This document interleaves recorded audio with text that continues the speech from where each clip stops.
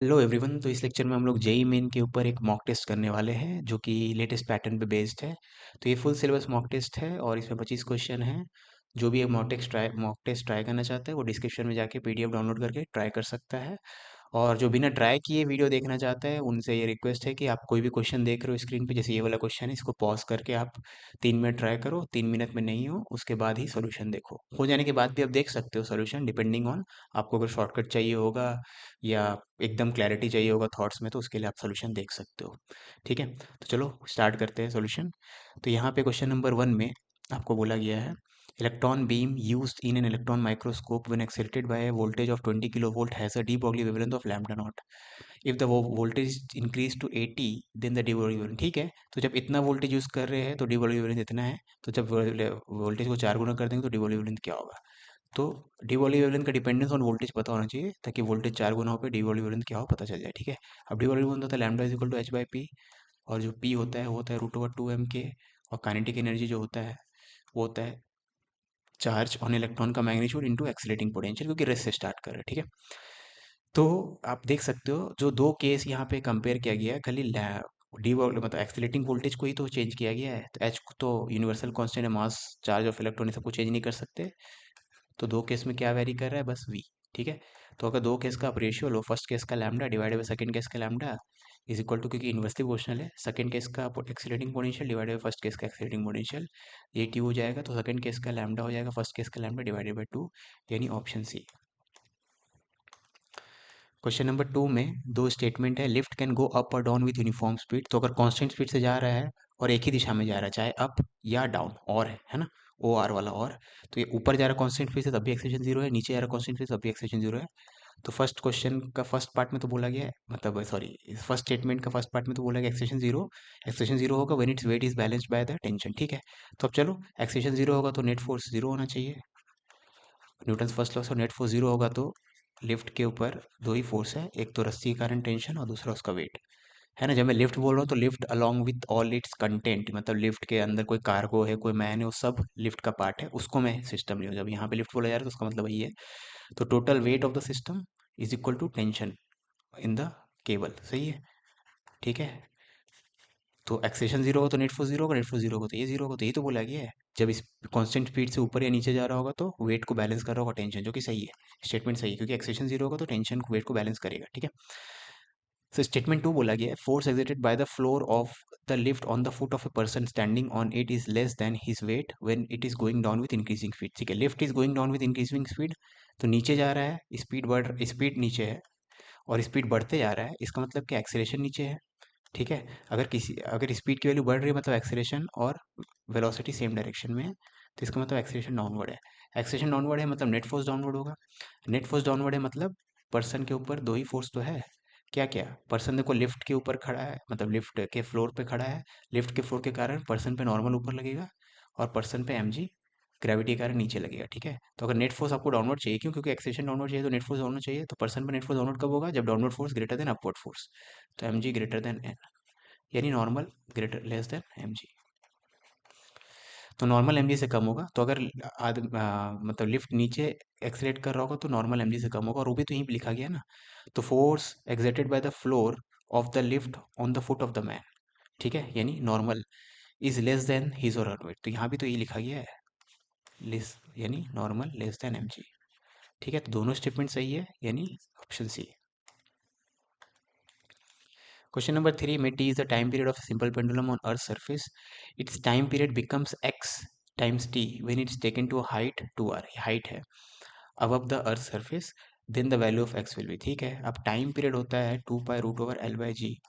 तो जब दो केस में आप ये फॉर्मूला टाइम पीरियड का एक्सप्रेशन लिखोगे तो 2 पाई और एल की वैल्यू तो वही रहेगी, क्योंकि क्वेश्चन पढ़ के तो नहीं लग रहा length of the pendulum change किया गया है, मतलब सिर्फ जी चेंज हो सकता है ना, और जी क्योंकि ये डिस्टेंस फ्रॉम अर्थ सेंटर पे डिपेंड करता है। ठीक है ना, तो टाइम पीरियड का अगर रेशियो देखें तो फर्स्ट केस का टाइम पीरियड टी है, सेकंड केस का टाइम पीरियड एक्स टी है, तो ये तो इन्वर्सली प्रोपोर्शनल टू √g है, सेकंड केस का जी डिवाइडेड बाय फर्स्ट केस का जी। ठीक है, फर्स्ट केस की तो अर्थ सरफेस पे था तो जी नॉट, है ना, तो ये हो गया। अब जो सेकंड केस का जी है, या अगर आप जी का वैल्यू दोनों केस में लिखना चाहो तो वो भी लिख सकते हो। तो ये जो जी होता है, जी की वैल्यू होती है g m by distance from centre का स्क्वायर। अब हाइट अबव सेंटर है, height above earth surface 2r है, अर्थ का खुद का रेडियस r है, तो डिस्टेंस फ्रॉम अर्थ सेंटर क्या हो जाएगा 3r, 3r का स्क्वायर करेंगे तो 9r², ठीक है।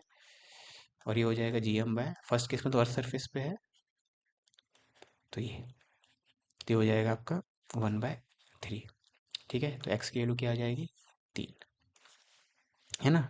टाइम पीरियड आपका बढ़ जाएगा, ठीक है ना। बेसिकली आप देखोगे तो g होता है gm/r², r है डिस्टेंस फ्रॉम सेंटर, तो x ले लेते हैं ताकि आपको कन्फ्यूजन ना हो। तो g ये प्रोपोर्शनल टू x है डायरेक्टली, ठीक है। तो time period proportional to x, तो फर्स्ट केस का time period divide by second case का time period is equal to first case का distance from centre divide by second case का distance from centre. First case का time period t है, second case का xt है, first case का distance from centre r है क्योंकि r surface पे, सेकंड केस का डिस्टेंस फ्रॉम सेंटर 3r है, ठीक है। तो x की वैल्यू क्या हो जाएगी 3 हो जाएगी। क्वेश्चन नंबर 4 में the temperature of a gas is -73 when the gas is heated to इतना the RMS speed is half. गलत। टेम्परेचर अगर आप बढ़ा रहे हो तो RMS speed proportional to temperature in kelvin होता है, square root of temperature in kelvin, भले डिग्री सेल्सियस में, लेकिन केल्विन में कन्वर्ट भी करेंगे तो टेम्परेचर बढ़ ही रहा होगा।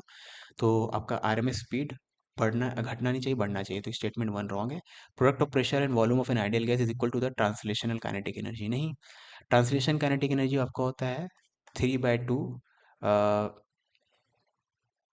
वही ट्रांसलेशन काइनेटिक एनर्जी मतलब यू ही तो हो गया, U3/2 nRT, 3/2 nRT आपका मोनोटॉमिक के लिए, ठीक है, सॉरी किसी भी गैस के लिए 3/2 nRT, ये हो गया ट्रांसलेशन काइनेटिक एनर्जी। तो 3/2 टाइम्स पी भी हो जाएगा, तो ट्रांसलेशन काइनेटिक एनर्जी जैसे के बोलेंगे तो के हो जाएगा 3/2 PV, तो यहाँ बोला गया प्रोडक्ट ऑफ पीवी होता है ट्रांसलेशन काइनेटिक एनर्जी, तो ये स्टेटमेंट भी गलत है, तो both the statement are wrong. Question number 5 में a current carrying loop of wire carrying current I flowing in anti clockwise direction seen from positive x. तो देखो ये positive z, sorry positive z से देखेंगे तो करंट एंटी क्लॉकवाइज घूम रहा है। आप यहाँ पे खड़े होकर देखेंगे तो आपको करंट एंटी क्लॉक, यहाँ पे वही खड़े होकर कोई आदमी देखेगा तो उसको क्लॉकवाइज दिखेगा, यहाँ वाले को एंटी क्लॉकवाइज दिख रहा है, तो यहाँ में खड़े रहे तो क्लॉकवाइज, है ना, उस तरफ चले जाएगा, तो जो भी है यहाँ से देखे तो एंटी क्लॉकवाइज दिख रहा है, lying on the x y plane, ठीक है। और ये जो लूप है ये एक्स वाई प्लेन में, देखो एक्स एक्सिस वाई एक्सिस, तो एक्स वाई प्लेन पे लूप है, 3D फिगर है, ध्यान देना। तो plot of j component of magnetic field at a distance a which is less than the radius of the coil and on y z plane versus z coordinate is, ठीक है। Okay, तो आपको बोला गया है आपको किसका किसका प्लॉट करना है, component of magnetic field along y axis, ठीक है। Okay, at a distance a and on, ठीक है। तो बेसिकली इस लाइन पे अगर आप मूव करोगे ना, ये जो लाइन दिया गया है इस लाइन पे मूव करोगे तो अलग अलग पॉइंट पे जो j component of magnetic field है उसका ग्राफ बताना है ना, मतलब variation of B y with this location, इस लाइन पे अलग अलग पॉइंट पे बी वाई की जो वैल्यू रहेगी उसको प्लॉट करना है, ठीक है। अब यहाँ पे अगर आप मैग्नेटिक फील्ड लाइंस ड्रॉ करोगे तो चलो मैं मैग्नेटिक फील्ड लाइन ड्रॉ करता हूँ, तो आप राइट हैंड रूल से देख सकते हो, यहाँ तो ऐसा आएगा, फिर उसके बाद ऐसा आएगा, फिर ऐसा आएगा, ठीक है। तो ये जो मैग्नेटिक फील्ड लाइंस है ये ऐसा ऐसा आ रहा है, तो आप देख सकते हो जैसे जितना ऊपर जाते जाएंगे एक्सिस से दूर उतना मैग्नेटिक फील्ड कम होते जा रहा है, ठीक है। चलो उससे हमें मतलब ही नहीं है, हमें तो खाली इस लाइन पे देखना है।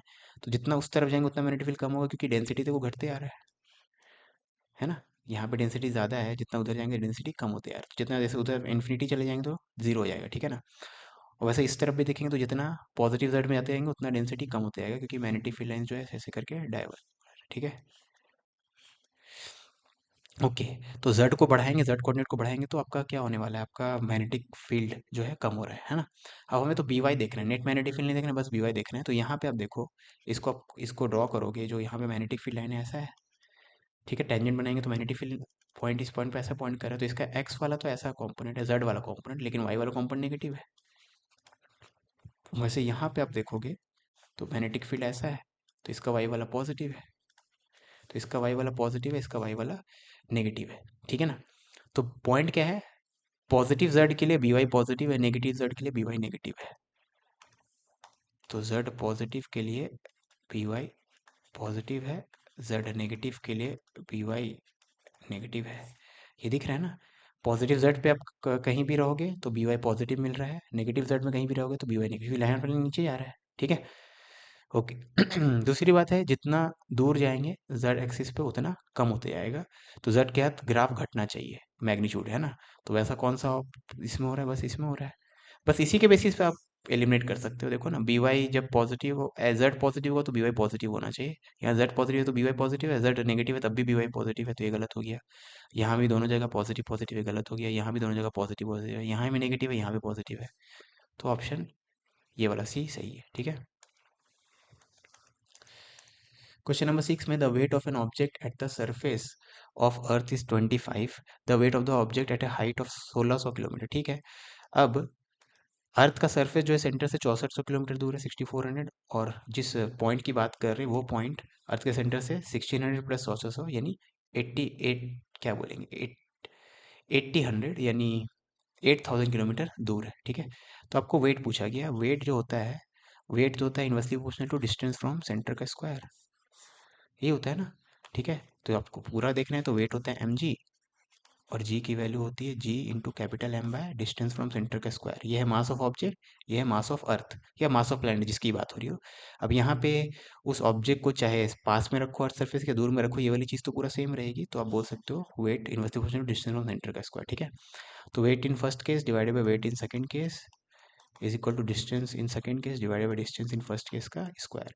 अब वेट इन सेकंड केस पूछा गया है, वेट इन फर्स्ट केस कितना है 25, वेट इन सेकंड केस पता करना है हमें। डिस्टेंस इन सेकंड केस कितना है 1600 प्लस 6400, 8000। और डिस्टेंस इन फर्स्ट केस कितना है 6400, ठीक है, क्योंकि अर्थ सरफेस पे है। तो ये 16 25 5/4 यानी 25/16, ठीक है। तो W2 हो जाएगा 16 न्यूटन, ठीक है। तो ऑप्शन सी। क्वेश्चन नंबर 7 में a car travels a distance x with speed v1, same distance x with speed v2 चल रहा है सेम डायरेक्शन में, उसके बाद तो एवरेज स्पीड क्या है, तो total distance x plus x divided by total time taken.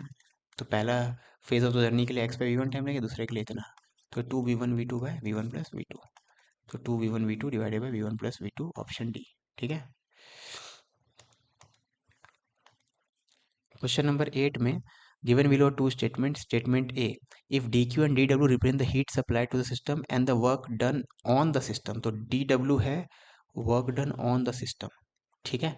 आप जब एस सी वर्मा से या एन सी आर टी से फिजिक्स में जब फर्स्ट लॉ पढ़े थे तो वहाँ पे डब्ल्यू होता था वर्क डन बाय सिस्टम, और यहाँ पे डब्ल्यू है वर्क डन ऑन सिस्टम, जो भी है। तो सिस्टम के पास जो एनर्जी है, हीट भी उसको दिया जा रहा है और वर्क भी किया जा रहा है। तो दोनों मोड से इसका इंटेंसिटी बढ़ रहा है, तो चेंज इन इंटेंसिटी क्या हो जाएगा, D Q plus D W, है ना। यहाँ पे वहाँ पे क्या होता था, ये वर्क डन बाय सिस्टम था, तो वर्क डन का मतलब वर्क डन के कारण एनर्जी इंटेंसिटी कम होता था वहाँ पे, जो भी है। यहाँ पे तो ऐसा हो रहा है, दोनों ये भी मिल रहा है ये भी मिल रहा है उस सेंस में, है ना। तो यहाँ से हमें अगर हम डी क्यू का वैल्यू लिखा रहे, डी क्यू वैल्यू क्या होगा, D W D you minus D W, तो स्टेटमेंट सही है। फर्स्ट लॉ ये है ना, जो केमिस्ट्री में फर्स्ट लॉ होता है वैसा टाइप का है, ठीक है तो दोनों फर्स्ट लॉ ही, सब सेम है, बस वहाँ पे वर्क डन होता है वर्क डन बाय सिस्टम, यहाँ पे वर्क डन ऑन सिस्टम, ठीक है। ये हम लोग जो फिजिक्स में पढ़ते हैं यूजुअली वो वर्क डन बाय सिस्टम होता है, यहाँ पे वर्क डन ऑन सिस्टम है। इसलिए बेसिकली आप जो पढ़ते थे D Q is equal to ये U plus sorry Q is equal to U plus W, या D Q is equal D U plus W, वो डब्ल्यू के बदले आप माइनस डब्ल्यू लिख दो, क्योंकि डब्ल्यू का मतलब ही अलग कर दिए उन्होंने, ठीक है। तो स्टेटमेंट वन सही है, गलत मत कर देना। फर्स्ट और थर्ड में based on the law of conservation mass, गलत। लॉ ऑफ कंजर्वेशन एनर्जी पे बेस्ड है, ठीक है। तो स्टेटमेंट ए ट्रू है, आर गलत है, ए ट्रू है, आर गलत है, ऑप्शन ए, ठीक है। क्वेश्चन नंबर 9 में in NC oscillator if the values of inductance and capacitance become 4 times and 9 times each, ठीक है। तो अगर एल और सी एक 4 गुना एक 9 गुना बढ़ जाएगा, तो एल और सी का प्रोडक्ट 36 गुना बढ़ जाएगा। Then the resonant frequency will becomes x times, ठीक है। तो रेजोनेंट फ्रीक्वेंसी होता है 1/LC। तो सेकेंड केस का रेजोनेंट फ्रीक्वेंसी, चलो पूरा लिख ही लेते हैं ना, एल 4 टाइम्स हो गया, सी 9 टाइम्स हो गया। तो जब आप इसका रेशियो लोगे तो ये आपका हो जाएगा 9 चौक 36 6, तो ये हो जाएगा ओरिजिनल का 1/6, यानी तो value of X X times of initial, तो X times of initial, initial का कितना गुना है 1/6 टाइम्स, तो 1/6 आंसर है, ठीक है। क्वेश्चन नंबर 10 में work done by man in lifting a bucket out of a well by means of a rope tied to the bucket is negative. तो bucket को लिफ्ट कर रहा है मतलब बकेट तो ऊपर जा रहा है, और ऑफ कोर्स मैन भी ऊपर फोर्स लगा रहा है, तो फोर्स और डिस्प्लेसमेंट सेम दिशा में है, तो वर्क डन पॉजिटिव है, तो स्टेटमेंट गलत हो गया क्योंकि नेगेटिव बोल रहा है। ठीक है, work done by gravitational force in lifting a bucket is negative. ठीक है, ग्रेविटेशनल फोर्स नीचे है लेकिन लिफ्टिंग अ बकेट है मतलब डिस्प्लेसमेंट ऊपर है, तो फोर्स नीचे है, तो दोनों का डॉट प्रोडक्ट नेगेटिव आएगा, तो ये स्टेटमेंट सही है। वर्क डन में friction on a body sliding down inclined bye positive, गलत है। स्लाइडिंग डाउन है तो ऑब्जेक्ट नीचे जा रहा है, डिस्प्लेसमेंट इधर है, और आपको पता है काइनेटिक फ्रिक्शन तो ऊपर होगा, तो दोनों अपोजिट दिशा में, तो वर्क डन नेगेटिव होना चाहिए। ठीक है, work done bye N applied force on a body moving on A rough surface with uniform velocity is non zero, सही है। ठीक है, क्योंकि मूव कर रहा है तो डिस्प्लेसमेंट है, और डिस्प्लेसमेंट है आपका, और फोर्स भी लग रहा है। ठीक है, तो आपका वर्क डन नॉन जीरो होगा, सही है। ओके, अब आप सोचोगे कैसे, तो रफ सरफेस है तो बेसिकली कांस्टेंट वेलोसिटी से मूव करना है, रफ सरफेस है तो फ्रिक्शन लग रहा होगा, मान लेते इस तरफ जा रहा है, फ्रिक्शन इस तरफ लग रहा है, तो आपको अप्लाइड फोर्स इस तरफ होना चाहिए। कांस्टेंट वेलोसिटी रखने में मतलब ये दोनों इक्वल और पॉजिटिव होंगे, लेकिन डिस्प्लेसमेंट तो हो रहा है ना। बेसिकली आप जितना पॉजिटिव वर्क करोगे फ्रिक्शन उतना नेगेटिव वर्क कर देगा, टोटल वर्क जन जीरो हो जाएगा। ठीक है, work done by the air resistance on oscillating pendulum is negative, सही है। अब ऑक्सीलेटिंग पेंडुलम जब इधर से इधर जा रहा है तब एयर रेजिस्टेंस उधर लग रहा है, तो फोर्स उधर है, डिस्प्लेसमेंट उधर, तो वर्क डन नेगेटिव है। जब ऑक्सीलेटिंग पेंडुलम इधर से इधर जा रहा है तब फ्रिक्शन उधर लग रहा है, मतलब हमेशा वेलोसिटी का अपोजिट लगेगा, तो हमेशा नेगेटिव वर्क करेगा, तो ये भी सही है। तो बी डी और ई सही है, बी डी ई सही है, मतलब ऑप्शन सी।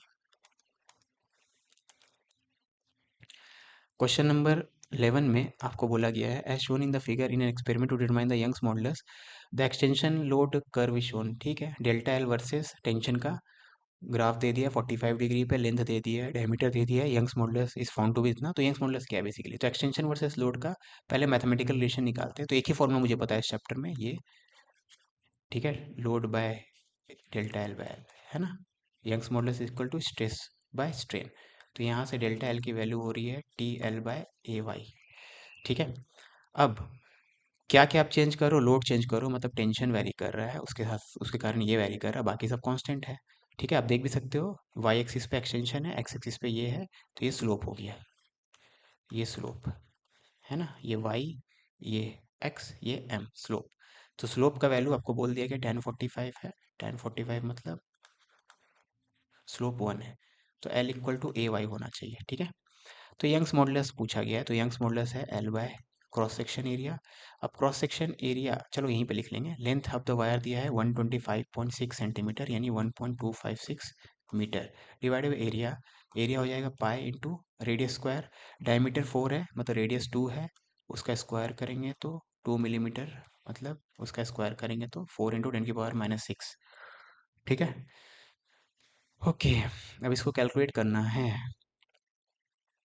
ये 3.1, ये 0.4, 0.4 और 4, 10 10⁻⁵ के आसपास आ रहा है ये। ठीक है, तो यंग्स मॉडुलस 10⁻⁵ है तो एक्स की वैल्यू 10 हो जाएगी, क्योंकि एक्स इंटू 10⁻⁴ है, तो ए। ठीक है, क्वेश्चन नंबर 12 में फॉर अ डायमेटिक सब्सटेंस -1 से 0 के बीच में होता है मैग्नेटिक सब्सिसिबिलिटी, हाँ सही है।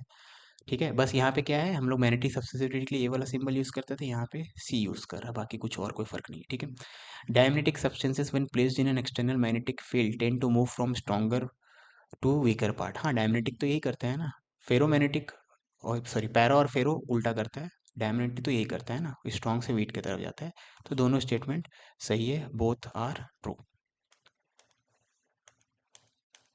क्वेश्चन नंबर 13 में आपको पॉइंट ओ पे इलेक्ट्रिक पोटेंशियल पूछा है। ठीक है, अब इस चार्ज के कारण कितना होगा, चलो निकाल लेते हैं, तो पोटेंशियल होता है के पॉइंट, देखो यहाँ पे जितने भी चार्ज होंगे सबके सब सेम डिस्टेंस दूर है, तो total charge on this divided by ये डिस्टेंस, तो के Q1/R1, ये छोटे वाले वायर के कारण हो जाएगा। वैसे बड़े वाले वायर का भी हर चार्ज, हर पॉइंट चार्ज, बहुत सारे पॉइंट चार्ज है बड़े वाले वायर में, वो सब के सब ओ से सेम डिस्टेंस दूर है, तो के times total charge on second wire divided by उसका रेडियस। ठीक है, तो ये हो जाएगा नेट पोटेंशियल।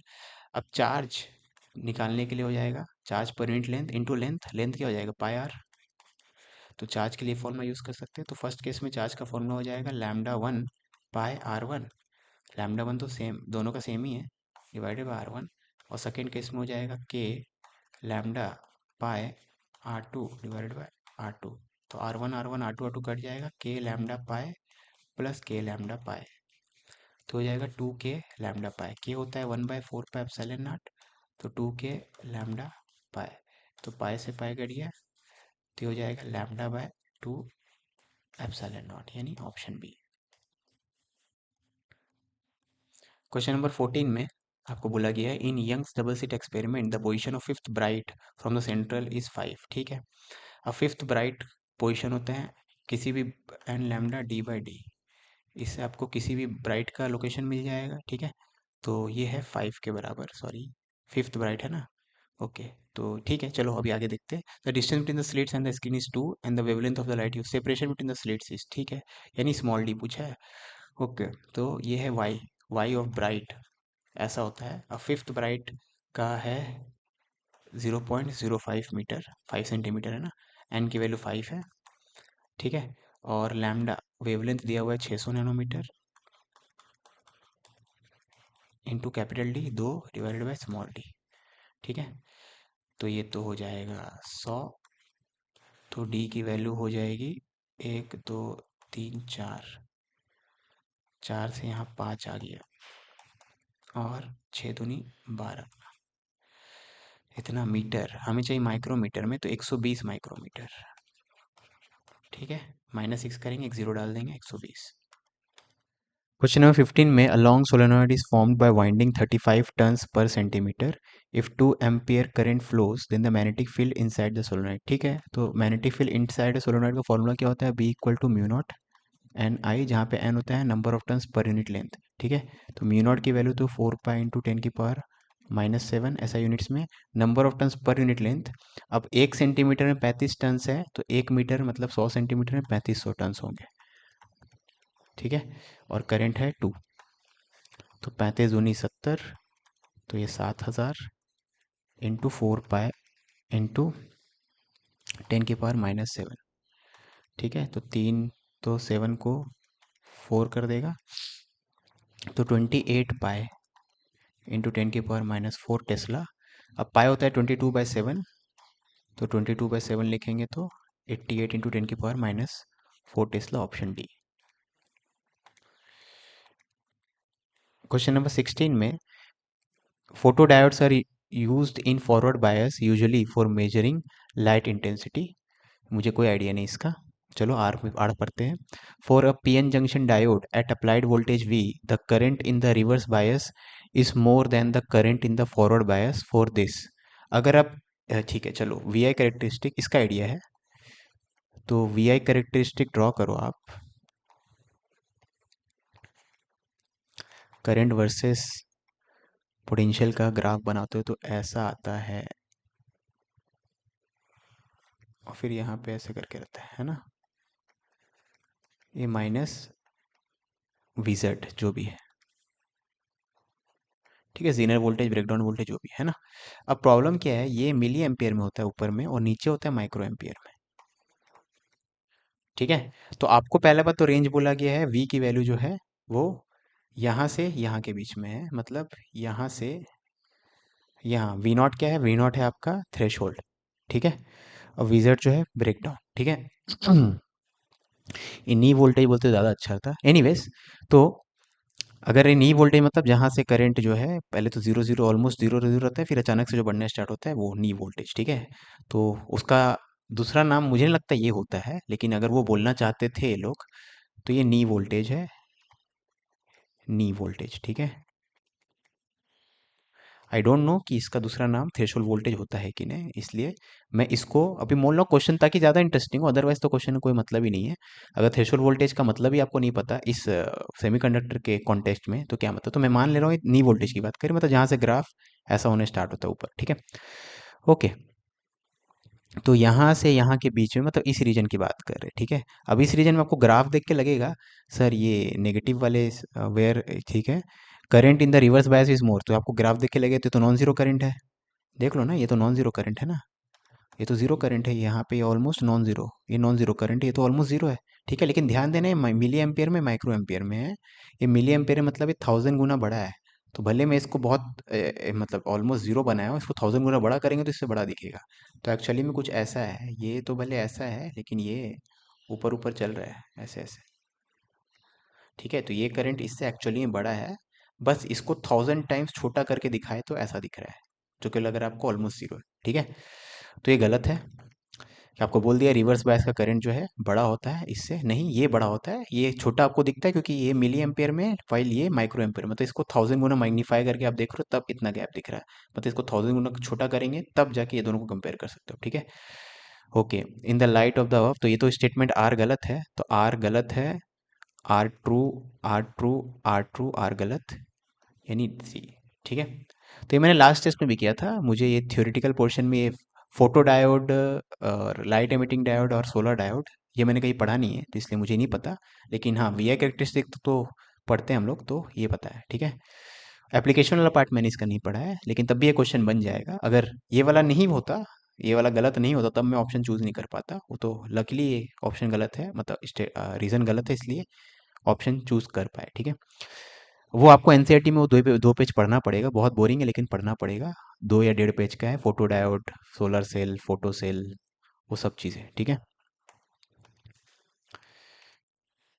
17 में a solenoid of 2400 turns is wound uniformly in a single layer on a glass tube 2 metre long and इतना metre in diameter. The magnetic intensity, okay intensity पूछा है, तो इंटेंसिटी मतलब एच पूछा है, एच तो होता है B by mu naught, B होता है म्यू नॉट है ना, बाय म्यू नॉट, मतलब number of turns per unit length into current पूछा है।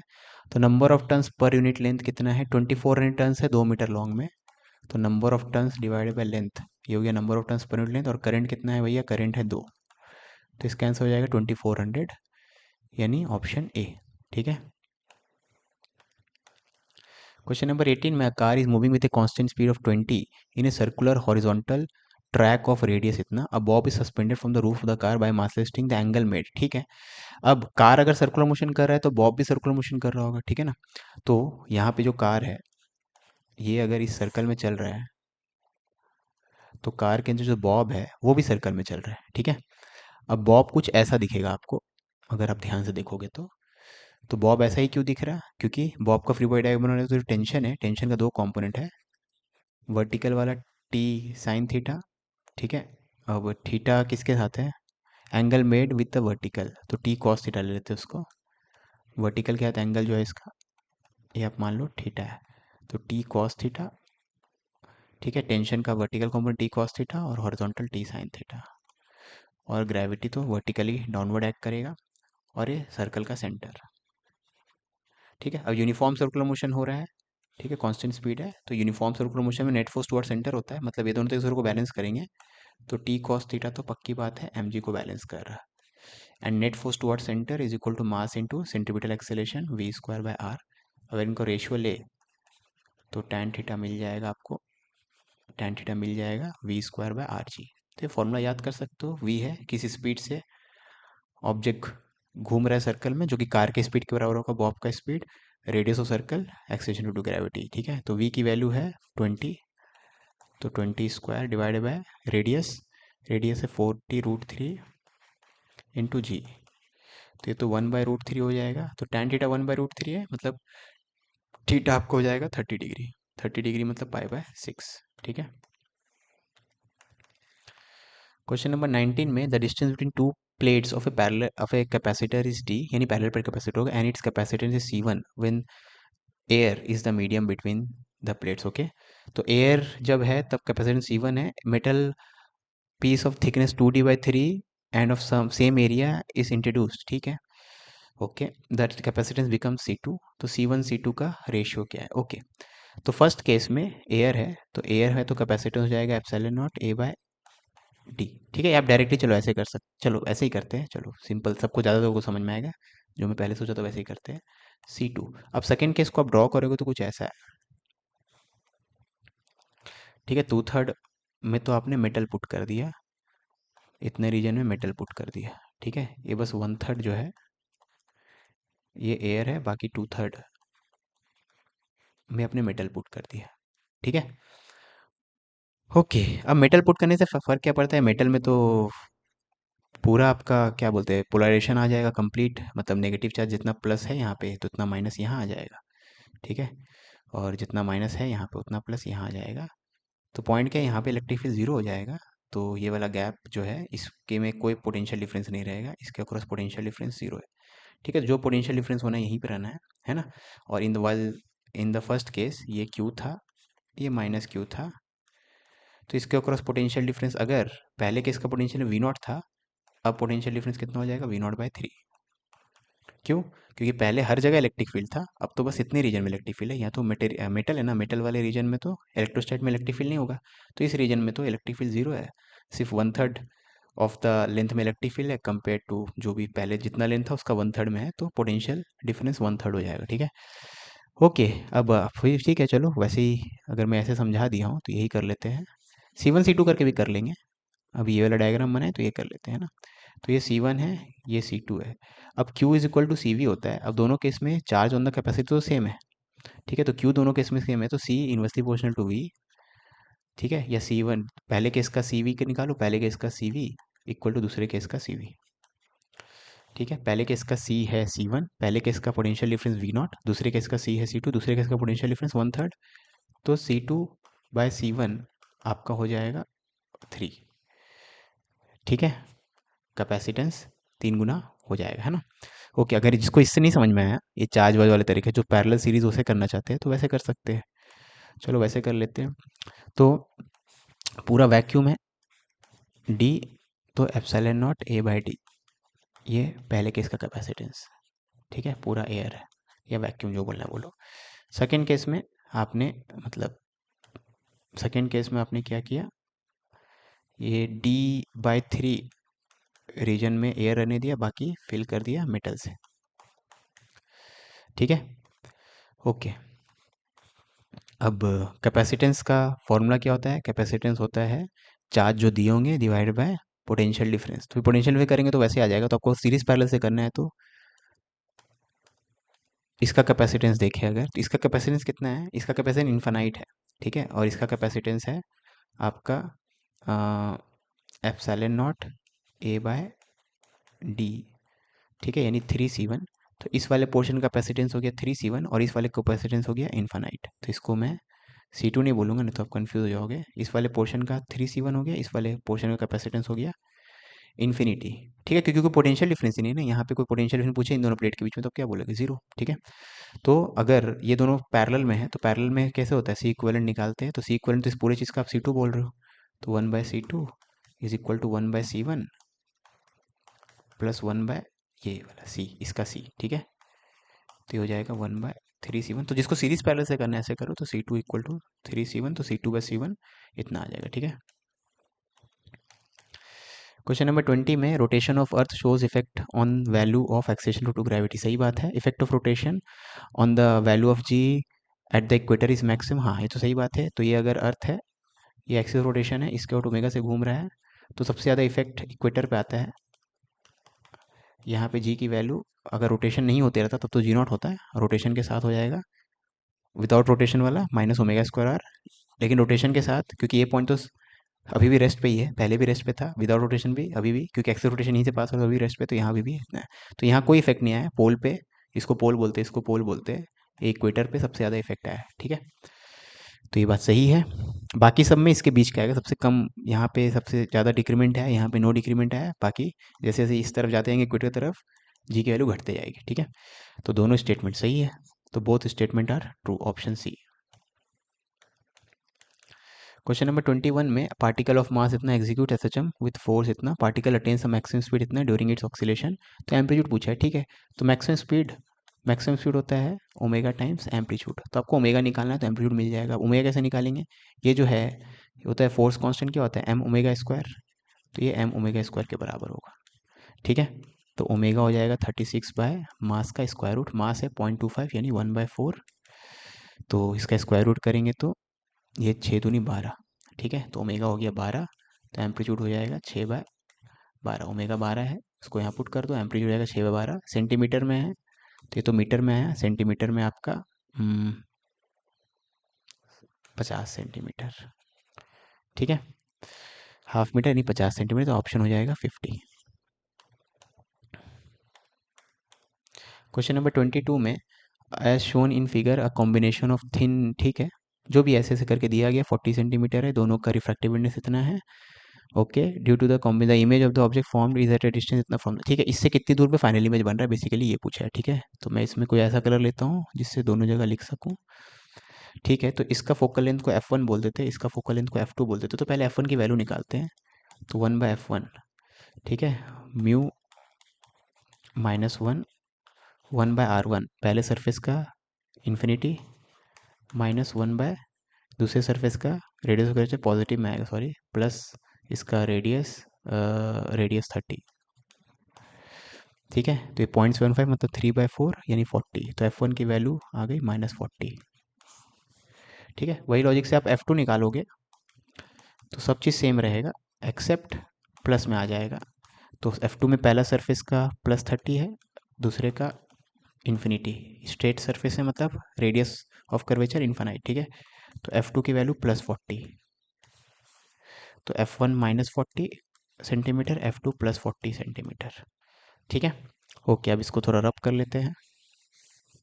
अब पहले वाले लेंस में जब रेज इंसिडेंट होगा तो उसमें इमेज बनाएंगे और फिर वो इमेज बिहेव करेगा as object for next event. Next event मतलब दूसरे लेंस के लिए। ठीक है, तो पहले लेंस के लिए इमेज ऑब्जेक्ट तो इन्फिनिटी पे है, तो इमेज कहाँ पे बनेगा, फोकस से बनेगा। फॉर्मूला से भी देख सकते हो, 1/v, v1 बोल दे रहे हैं, 1/u, 1/f, f की वैल्यू -40।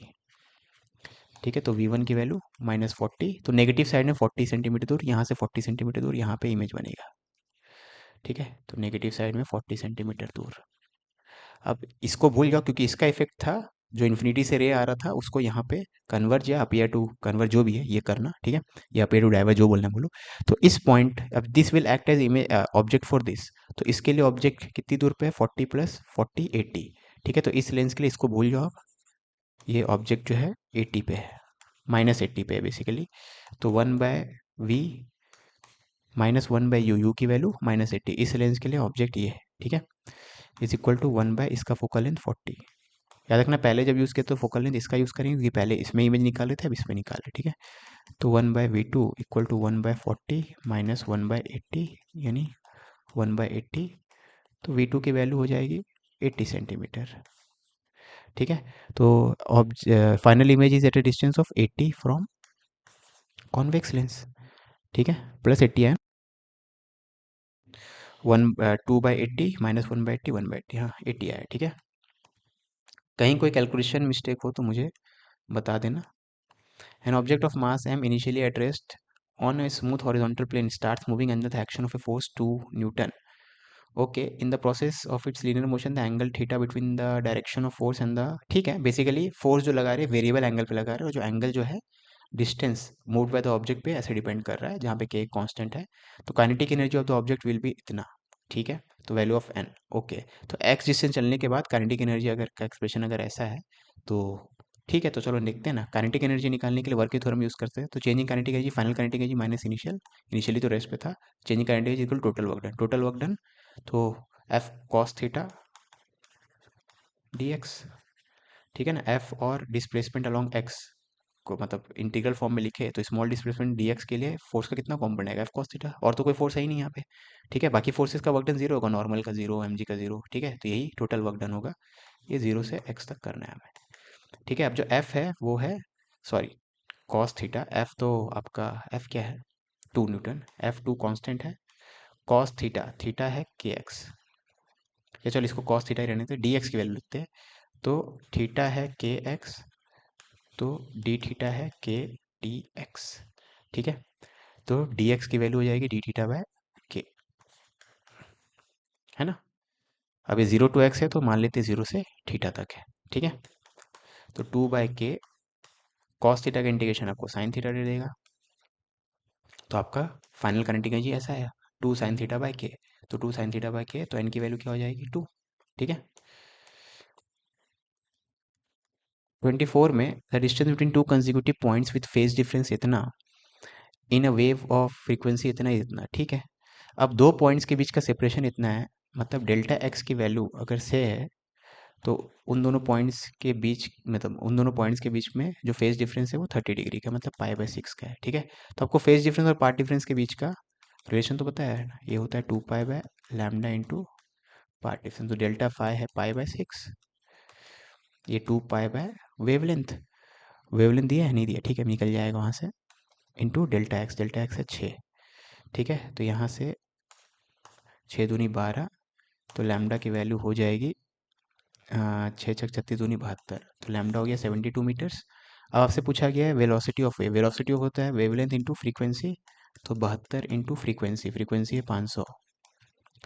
ठीक है, तो 36 × 1000 मीटर पर सेकेंड, ये किलोमीटर पर सेकेंड में पूछा है, तो 36 किलोमीटर पर सेकेंड। ठीक है, तो आंसर हो जाएगा 36।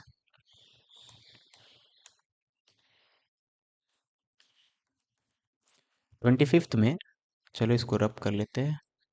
3 identical devices with resistance 12 and 2 identical, ठीक है, तो 3 आइडेंटिकल रेजिस्टेंसेस है, 2 आइडेंटिकल इंडक्टर्स है, तो R R R L L, और ठीक है, तो बैटरी दे दिया है, आइडियल बैटरी, मतलब इंटरनल रेजिस्टेंस कुछ नहीं है इसका। Current through the battery long time after the switch, तो लॉन्ग टाइम के बाद तो आपको पता है इंडक्टर वाला पोर्शन प्लेन वायर है, मतलब आपको ये, मतलब ओपन सर्किट मत कर देना, प्लेन वायर है ना, रेजिस्टेंस वायर, तो मतलब इसको प्लेन वायर से रिप्लेस कर दो, भूल जाओ इंडक्टर है, प्लेन वायर है। ठीक है, प्लेन वायर है ना।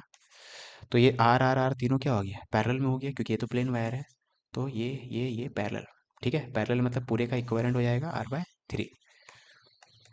तो जो करंट होगा यहाँ से फ्लो, करंट हो जाएगा EMF बाय इक्विवेलेंट रेजिस्टेंस, क्योंकि इसका तो कोई रेजिस्टेंस नहीं है, तो यही, तो ये हो जाएगा 36 R/3, आर की वैल्यू 12 है, तो 4 यानी 9 एम्पियर। ठीक है, तो has the current through the battery will be 9 ampere, है ना। तो आई होप आपको लेक्चर अच्छा लगा होगा, जो भी चीज़ समझ में नहीं आए कमेंट में पूछ लेना, और आपको इस टाइप के टेस्ट करने हैं तो डिस्क्रिप्शन में आपको फुल प्लेलिस्ट का लिंक मिल जाएगा, वहाँ से आप बाकी टेस्ट भी ट्राई कर सकते हो। कुछ कहीं कहीं गलती हो गई होगी तो कमेंट बता देना, ताकि बाकी लोग का फ़ायदा हो। चलो मिलते हैं नेक्स्ट सेशन में, अंटिल देन बाय।